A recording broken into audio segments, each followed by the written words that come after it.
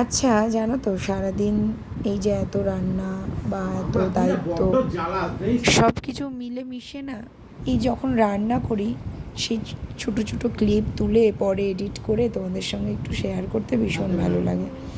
এই যে ছোটো ইলিশগুলো না, এই ইলিশগুলো কিন্তু বেগুন দিয়ে আমার তো বেশ ভালো লাগে। কেন কি একটু বড় সাইজে ইলিশ না হলে না সর্ষে দিয়ে বা পোস্ত দিয়ে ভাপা ঠিক জমে না। তবে এই রকম ধরনের 350-400 গ্রামের ইলিশগুলো বেগুন দিয়ে কিন্তু পাতলা ঝোল বেশ ভালো লাগে। হ্যাপাও কম থাকে, বাটাবাটির ঝামেলাও থাকে না।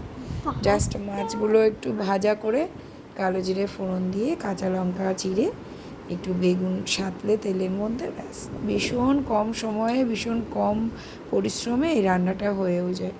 নামানোর কিছুক্ষণ আগে একটু কাঁচা সর্ষের তেল ছিটিয়ে নিই। আজকে রাত্রে এগুলো করেছিলাম, বেগুন দিয়ে ইলিশ মাছের এই ছোটো ইলিশ আর কি ঝোল করেছিলাম। আর সেই সঙ্গে করেছিলাম ওই যেটা দেখালাম প্রথমে, উচ্ছে চচ্চড়ি। এই উচ্ছে চচ্চড়িটা পোস্ত বাটা দিয়ে আর একটু সর্ষে বাটা দিয়ে করি।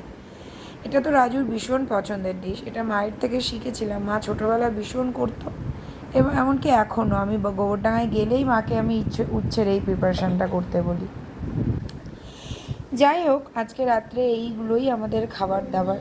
তো ঝোল ফুটছে, এই ঝোল ফোটার যে গন্ধটা না, সব থেকে বড় কথা আমাদের এয়ারপোর্টের পাশেই আর কি রাধাশ্রী বাজারগুলোতে না একটা মাছ বাজার আছে। তো এত সুন্দর রাত্রেবেলায় মাছগুলো দেয় ওরা। এ পর্যন্ত রাজু যতদিনই এই ইলিশ মাছটা নিয়ে এসছে এত টেস্ট, মানে এত সুন্দর লাগে খেতে। তো যত রকমভাবেই রান্না করি না কেন ভীষণ ভালো লাগে।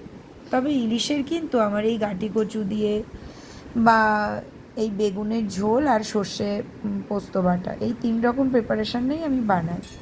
আর ওই এখন খুব ট্রেন্ডিং হয়েছে বিষয়টা, সেটা হচ্ছে ওই পেঁয়াজ টেয়াজ দিয়ে ভুনা টাইপের করে। আমার মনে হয় না ওটা খুব একটা আমার ভালো লাগে, যার জন্য আমি কোনো দিন ট্রাই করিনি। যাই হোক, তোমাদের মতামতও জানিও, তোমাদের কার কেমন ভালো লাগে। আমি তো ভাত বেড়ে নিয়েছি রাত্রের খাবারের জন্য, উচ্ছে চচ্চড়ি আর এই মাছের ঝোল। তো আমরা চটপট করে খেয়ে নিই। ভিডিওটা কেমন লাগলো জানাও। দেখা হচ্ছে নেক্সট আরেকটা ভিডিওতে। ততক্ষণ ভালো থাকো, সুস্থ থাকো, টাটা।